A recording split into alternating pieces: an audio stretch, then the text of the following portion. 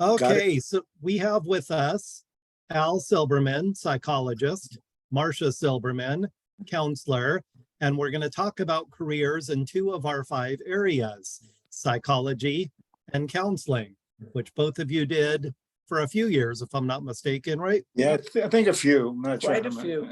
Okay. So first question, a lot of our students who are going to participate in this are either right out of high school or perhaps, weeks, months, maybe a year out of high school. When both of you were in high school, did you know that this is what you wanted to do? I'll start with saying, no, I did not know that in high school. When I graduated high school, I went on to a community college and studied nursing for 1 semester and decided to drop out and go to work for the 2nd semester. My boyfriend at the time was going to school in Colorado. Wait, hold up. You had a boyfriend? Oh, it's this guy? I had a boyfriend who later became my husband. Okay, great. And so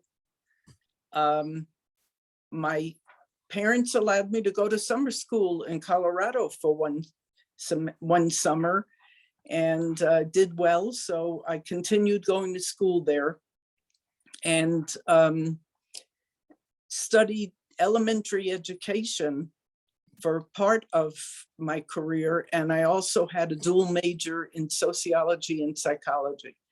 So I did get my teaching certificate, which worked well for being able to teach when I graduated elementary school. But I became very interested in psychology and sociology. And so I took my master's degree in counseling. And also, when my boyfriend became my husband, and he was a year ahead of me in school, that's when I became even more interested because he had already taken a lot of the classes that he would tell me about. And so that's how I really entered the field of psychology and counseling. Okay, so totally off topic, but you brought it up. You've been together since what, sophomore, junior year of high school? I was a junior and he was a senior. Okay. And this December will be 60 years. 60, 60. Everybody 60. not 16. Okay. Right. So now your story. Did you know it was psychology right out of high school? Sort of. When I was in high school, I took a business machines class. I wasn't that academically oriented at the time.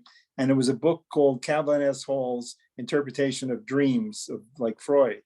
And while I was looking at it in school, should have been working on a business machine, some girl came by and said, oh, I had this dream of this spoon and this knife that were together and they broke off. And she said, what does that mean? And I said, oh, I think that means maybe your parents, did they get a divorce because the spoon is female, knife is male? And she started screaming at me and said, who told you that? You couldn't have known that from that dream. You couldn't have known that. And that was kind of the beginning of the interest to say, wow, there's something to this field. I started with business because that's what I thought I should do, every New York guy.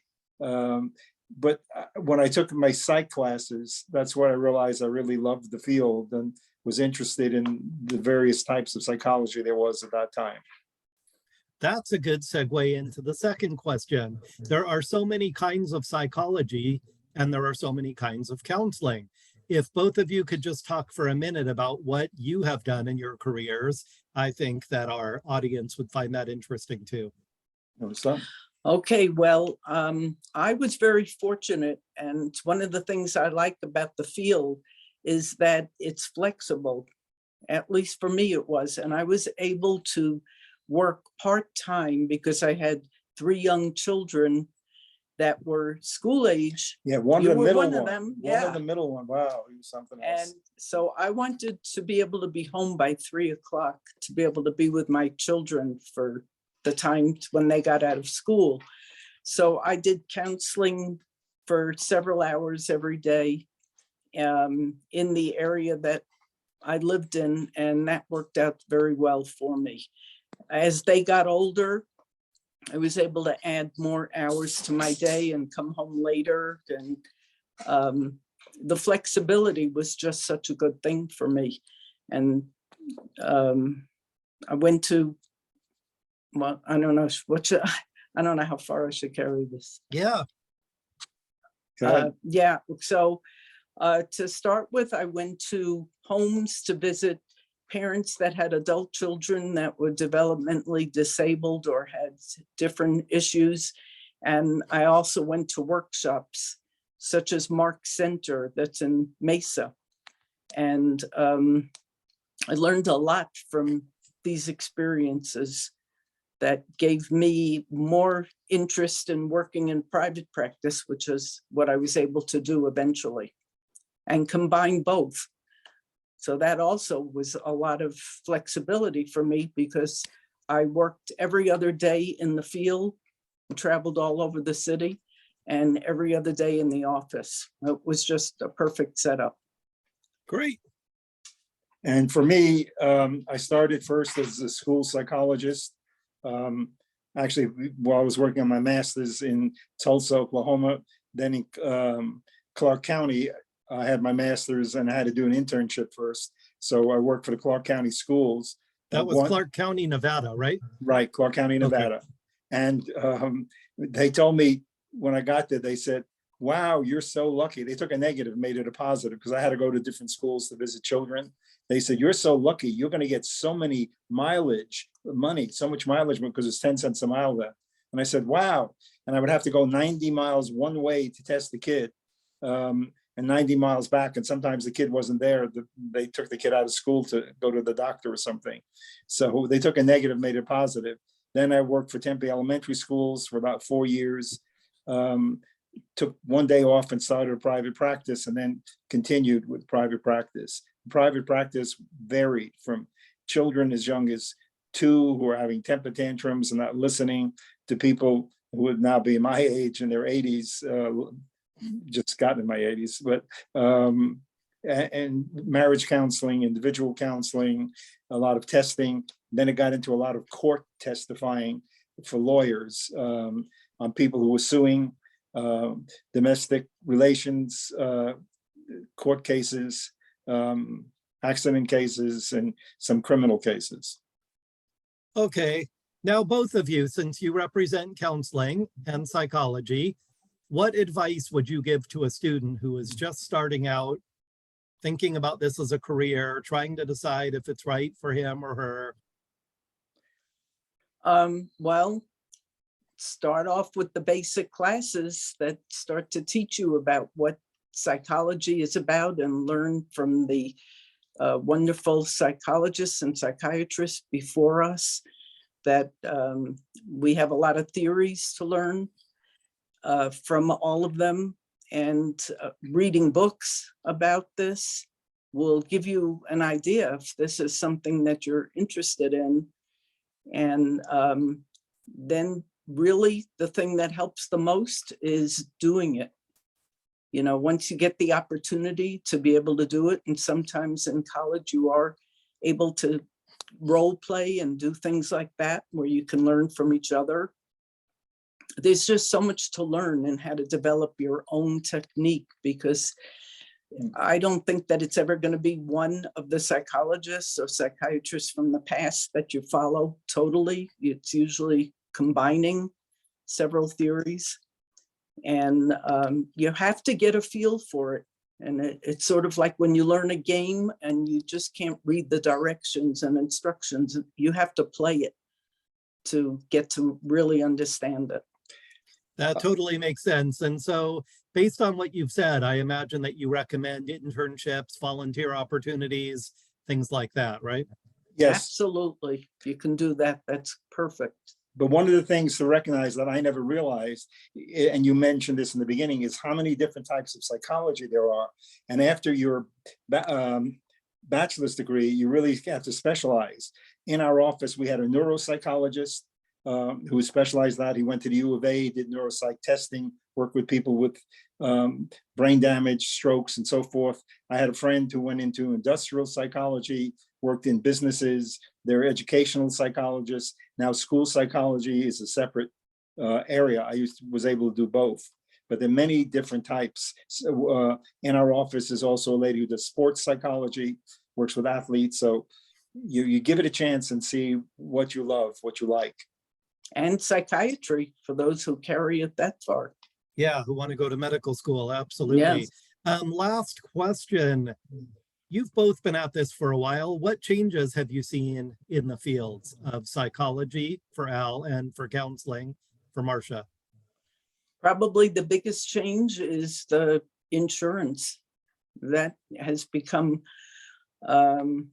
causing different kinds of situations, because in the past, your reputation meant a lot and people might want to come to see you and start counseling. But now, if you're not in the medical coverage for the insurance for a particular person, then people are going to choose who they're going to be covered by, which makes a lot of sense. So I think that's really the biggest change that influences people. And for me, you know, all of a sudden now psychology got to be pretty popular. A lot of shows, TV shows with psychologists or psychiatrists.